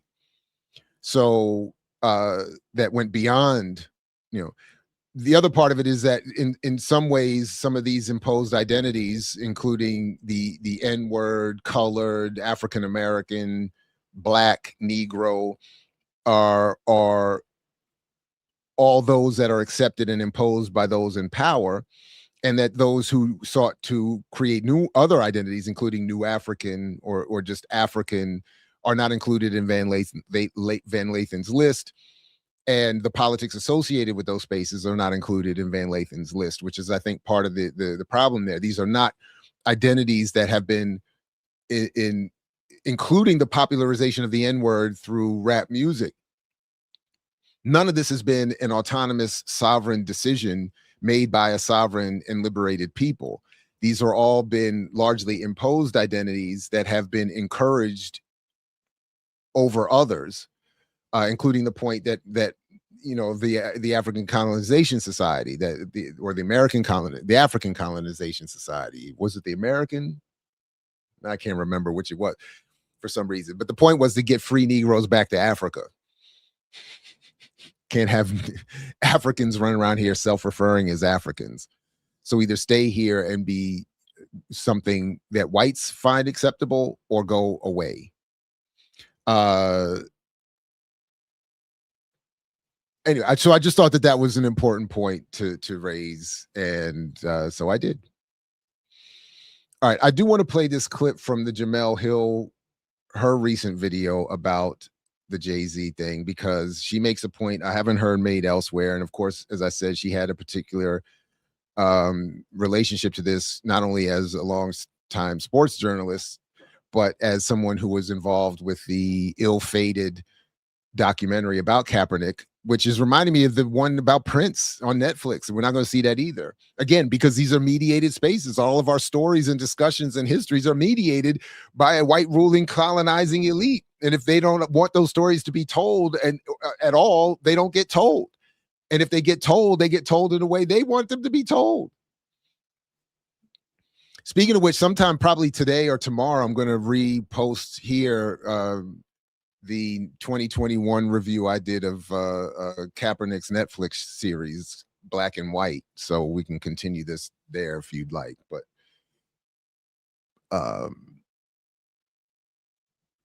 anyway, let me just play this quick. Because the owners want the boycott to stop. Pagula suggested that the NFL owners hire someone. Let me let her build the context. For I forgot exactly which players it was. I believe Eric Reed was in on the meetings. I think he was, but I'd have to double check that. Anyway, the owners and players are meeting because the owners want the boycott to stop. And that's the ColinKaepernick, Eric Reed, knee taking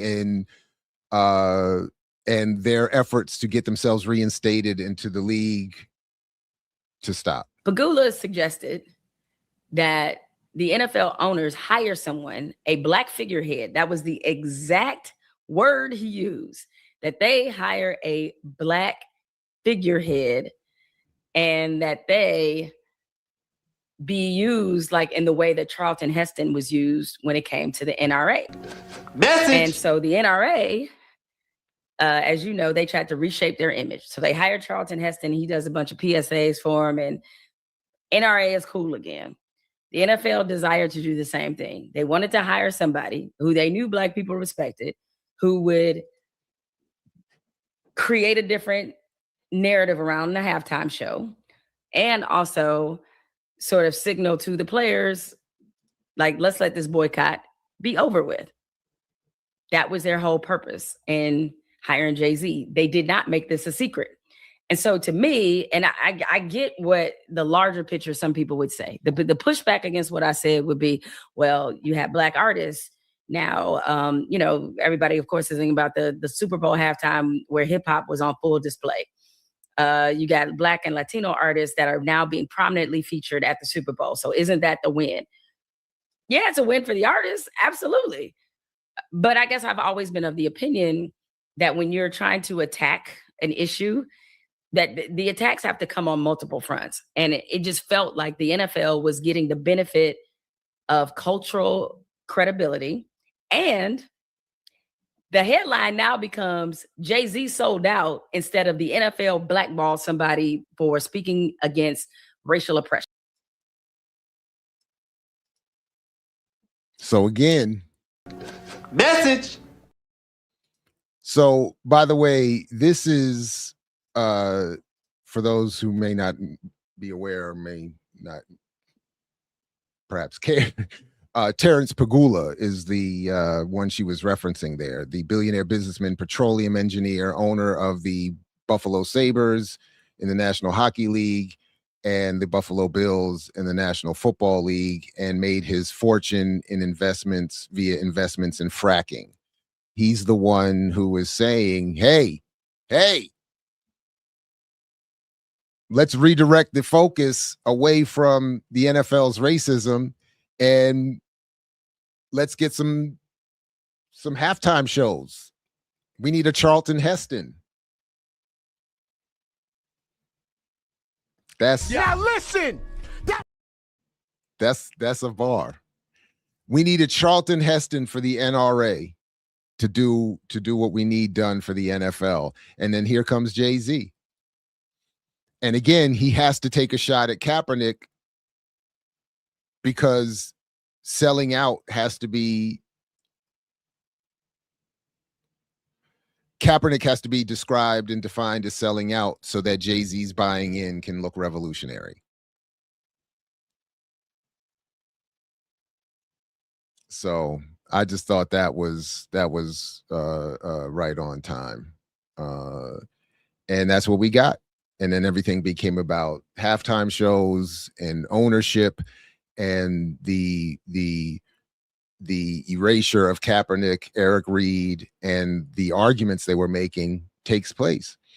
So that's why it was terrible for me to watch these World Cup games and probably the final.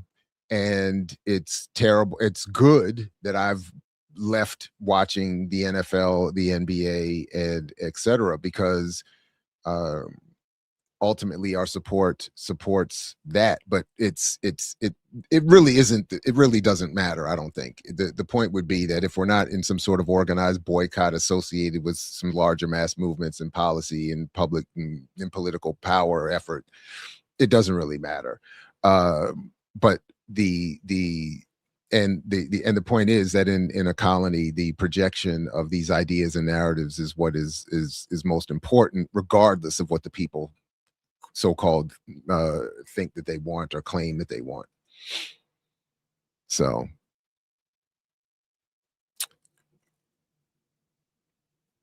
I will, there's one more thing I wanted to, shifting topics just a little bit.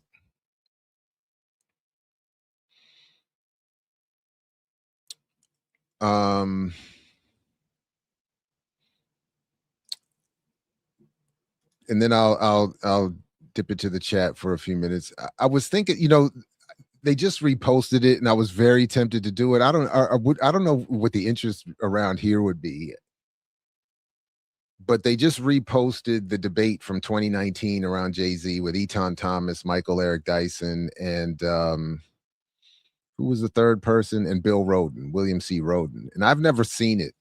I was thinking of just playing that live and have us just watch it all together, but I don't know. If you all are interested in that, I'll check in the chat and see, maybe we can set up a time to do that. I am interested to see what they said, although it's 7 years old, but I'd be interested to see that debate. So okay, so as some of you at least will know, Money. You think I did this for money? I did this for credit. But you always for credit. Fuck my life. Fuck my life. I want the credit. The credit. You can't do it. Don't you tell me that. Don't you ever tell me that. I'm the producer of this show. If I didn't step up, you're nowhere. I put this thing together out of spit and polish. I'll tell you right now, for once in my life, I will not be pissed on. You hear me? I want the credit. I want the credit. Take it. Goodbye. I want the credit. So I'm not going to play this because DJ Vlad is terrible and I don't want to support him, and I'm not sharing this with you because I support him. I'm sharing this with you because I want the credit for the accuracy of my argument going back years now. And So what I am going to do is show you through the transcript what Peter Schiff here says about Bitcoin in this recent interview, where again, this is a Peter Schiff is I forget all the details. He's a popular investor, probably I don't know. I'm not vouching for him as a human being, but he's been saying forever that Bitcoin is a scam and that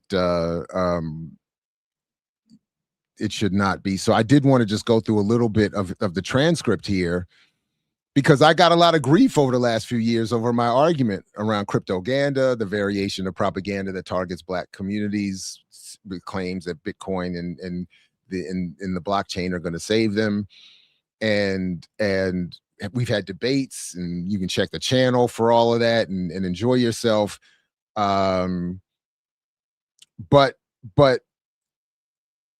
as is said here, he's asked, so you said in 2021 that Bitcoin was the biggest bubble of all time. And Schiff goes on to say here that he's right, other than the fact that the AI bubble may be bigger. But the difference is that even with AI being perhaps a bigger bubble in terms of scale, that there is at least something there, that something exists, that there is a technology. When it comes to Bitcoin, the opposite is the case. That there's and then he says specifically, it's not just Bitcoin. The whole thing there's just nothing there. So that it doesn't do anything. It's not a store of wealth, as he points out. And he's saying, so AI is probably a bigger bubble financially, but it's at least based on something more real, whereas Bitcoin and crypto are based on nothing.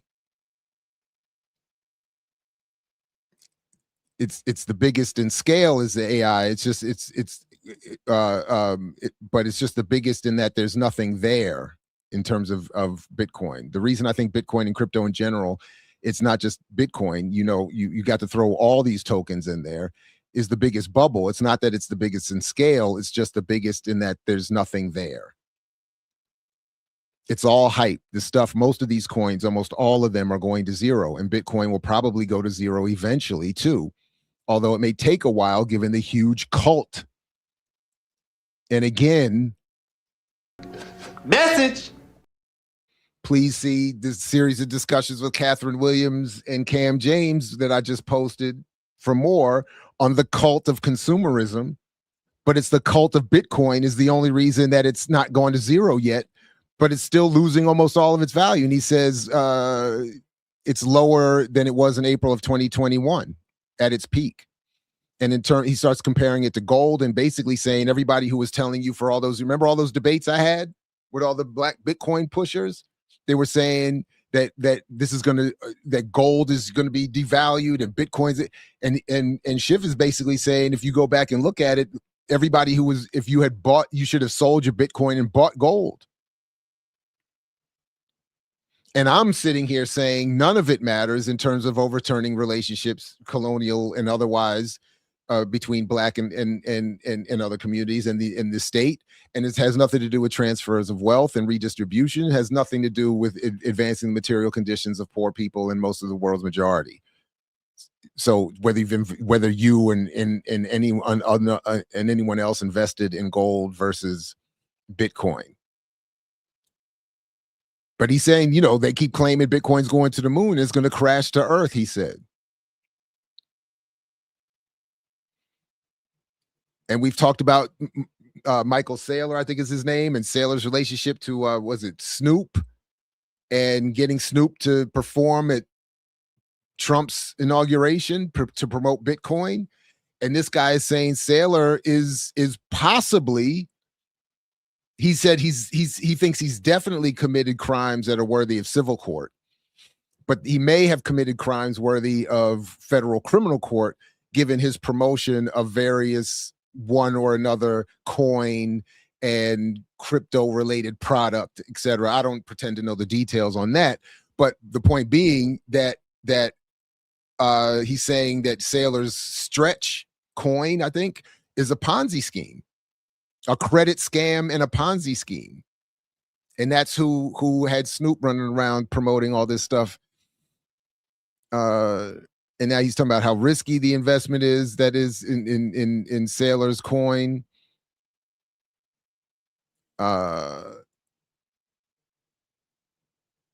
And then he's saying people are out here getting killed by those forecasts that were telling people to mortgage their house to buy Bitcoin, leverage your business to buy Bitcoin. We had variations of that in all the Black targeted media spaces saying, you got to get in, you got to find a way. And remember when Hill Harper was talking about Satoshis and Black people should buy up Satoshis, the 1/1,000,000th or whatever of a Bitcoin, and that would make the world come through us. Phrasing. I heard it immediately, but you get the point. That's what he was saying. A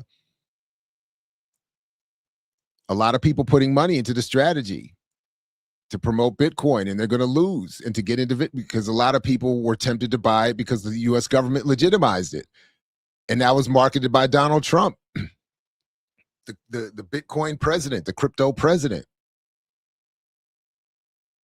And remember, all those debates, everybody gave me so much grief around saying we get into Bitcoin and we can buy our politicians. Then they flipped it, or they bought their politician,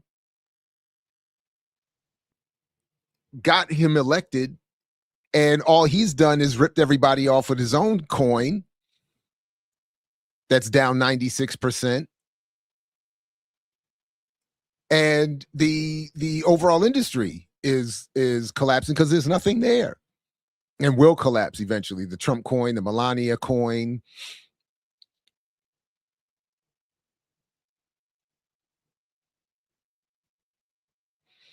He said he went back. He said at the time he never paid Sam Bankman-Fried a lot of attention, but he said I wish I had looked into him. I didn't even know who the guy was. I didn't pay much attention, but after they busted him, I went back and looked at some of his interviews, and I watched him, and I would have known right off the bat he was a scammer. Sometimes it's easy to spot these guys from the things that they're saying, and I knew this about Sailor. I joked, a couple of weeks ago, even before the big drop, that he might have to trade in his orange tie for an orange jumpsuit.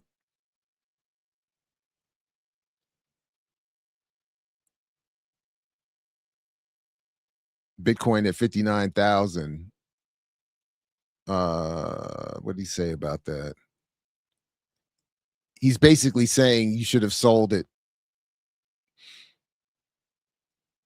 and that if you have it now, it's gonna go to zero. But if you still own it, the high in November of 2021 was 69,000. We're below that, and the high, I believe, in April was about 64,000.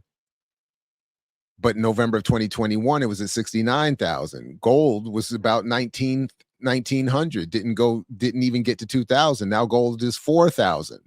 So gold's doubled and Bitcoin has gone down. That's why in terms of gold, Bitcoin has lost 60% of its value. And again, they were telling us this is going to replace gold.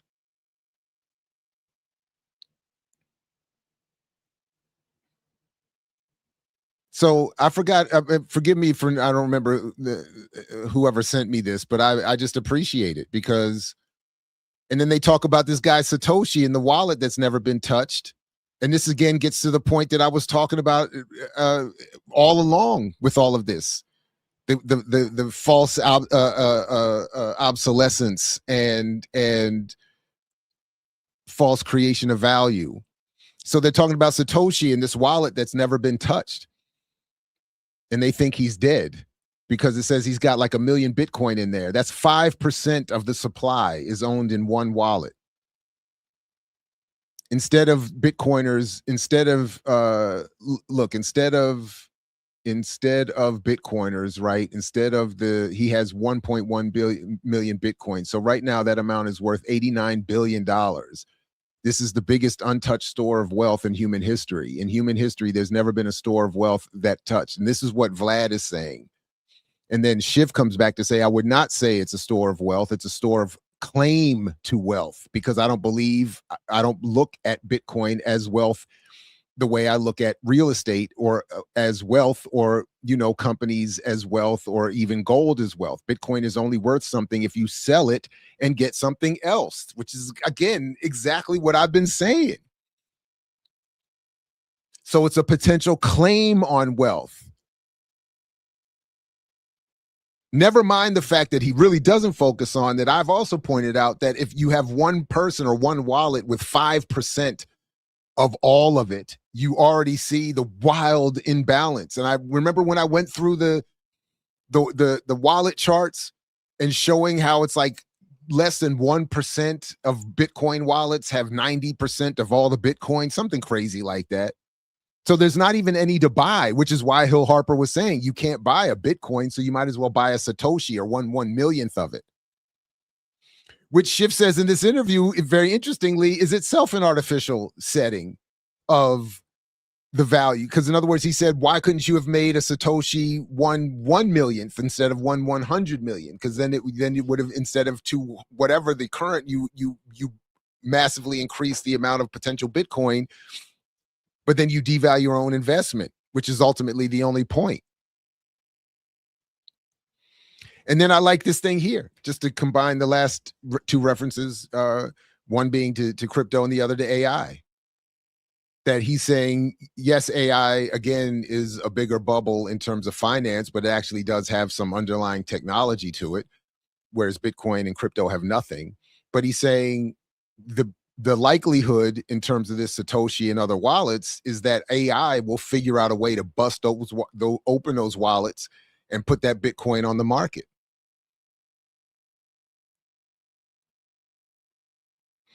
So after they speculate that Satoshi is dead because there's been not any movement on that wallet account in like 15 years.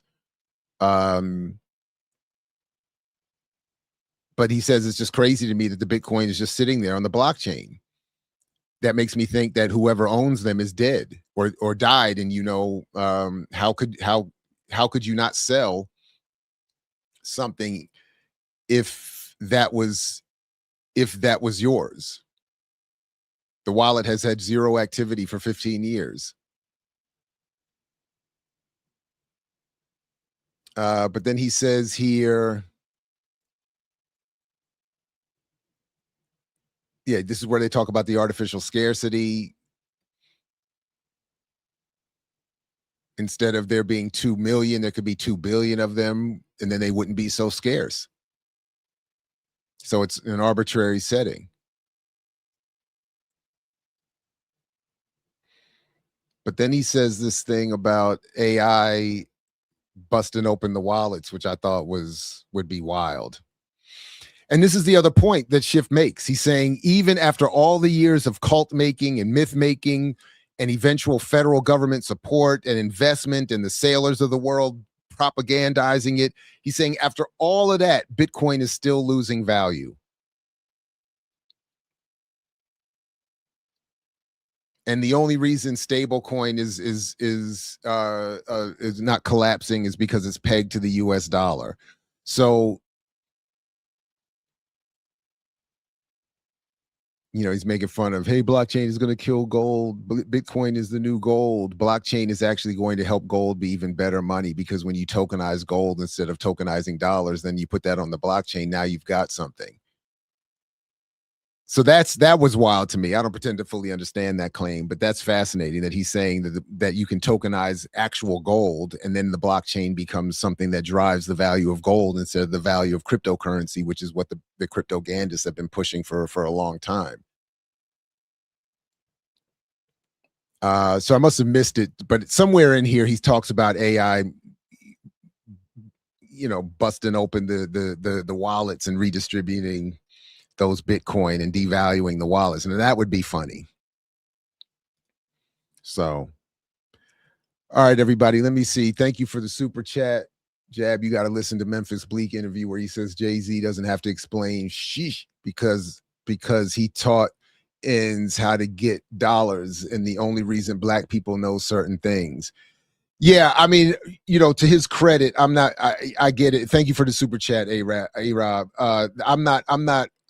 Obviously for those who are, I'm sure not, everyone knows, but Memphis Bleek is, as Jay has repeatedly said, he's, as long as Memphis Bleek is alive, he will be a millionaire because he's my homeboy. So they go back to day one, and Memphis Bleek is always going to defend JayZ, and Bleek is only a millionaire because of JayZ. He does not have his own independent career or anything like that. And I'm not mad at it. I'm just saying he's put in work supporting JayZ. So let him be paid for it. But that's that. So, but of course it's an absurd. JayZ didn't teach anybody anything that could be duplicated into benefiting Black people as a whole. So the idea that he gave Black people game, so therefore figure out the rest on your own, is absurd. And thanks again, the full context of the convo between academics and Charlemagne being compromised because he's in that casino deal with JayZ and Rock Nation. Yeah, thank you for that.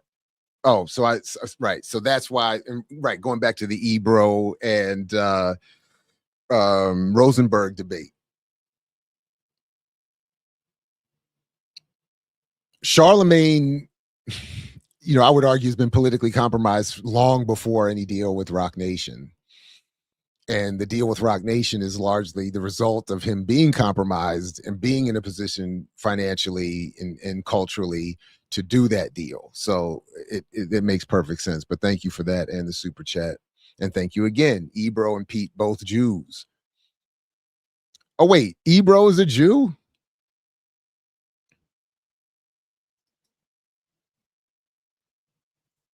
Help me out with that one. And again, Van Lathan confirmed Rock Nation tried to get TMZ to plant negative stories about Cap. I did see that too. Thank you for the heads up and reminder about that they did. And they tried to get, they wanted to disparage ColinKaepernick. And absolutely, because you need to make him look like something bad because JayZ wants to replace him while doing something very different. His mother, he is a white mom, biracial too, and a Jew. Oh, Ebro. Bro. Ebro. I had no idea. All these years, I had no idea.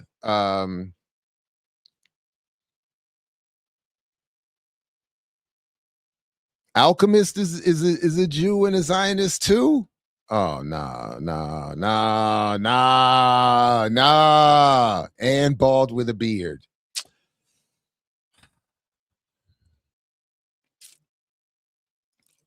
I'm trying, Yipper. And I'm sure that you're people too, right? Because we cousins. I've been trying to get my people, my Hebrews together. I've been trying to get my Hebrews together for a long time. I've just not been able to marshal the power. It's so unfortunate. I know that. Now listen. Got more in carbon than carbon. That's terrible. Terrible. Shame on you. Because around here today, especially, it's and then again. So yeah, I mean, this is why I clipped it. I don't think I've used it appropriately today, despite having prepared it. But this is why ColinKaepernick has to become. You're him. The one they call the Baba Yaga. I had set myself up, did the whole thing in notes and everything and messed it all up. That's why he's the boogeyman. And I know, and I looked it up after watching John Wick and all of that Baba Yaga is actually not the way. John Wick gets the mythology wrong, and I don't remember the details. But in terms of the John Wick mythology, that's why ColinKaepernick has to be the Baba Yaga. And if I had some editing skills, I would have kept that shot going, because then you see Keanu Reeves turn and I'd have put Kaepernick's face on it. But I don't have that. I don't have the time or the editing for that. But yeah, you got to make him the boogeyman, the bad guy, because you can't have people out here advocating, especially. And I do want to add, by the way, there is a component of this that's true. You can't. the idea that you would not only have a black man doing it, but the idea from the perspective of the ruling elite that you would have a light-skinned biracial who's adopted and raised by whites, that he would be the one raising so much of a fuss around the treatment of black people and racism in the country, and using his opportunity in such an antithetical way. I do think there's some of that, like, you know, it's that kind of, you know, like, hold up. Of all of you, we gave you the chance to and look at what you've done with this opportunity. You want to identify with black people, and then you're going to risk your career to popularly protest what our league is doing in defense of a society that is so hostile and anti-black. Oh, You're him. The one they call the Baba Yaga. and then you see, and then you fade, and you fade back, and you see, boom. It's like JayZ. ZZ Lion, thank you. The Satoshi story mirrors the Jesus Christ story. No trace, no witnesses of anyone who directly knows Satoshi. Just myth of disciples and followers about who Satoshi is.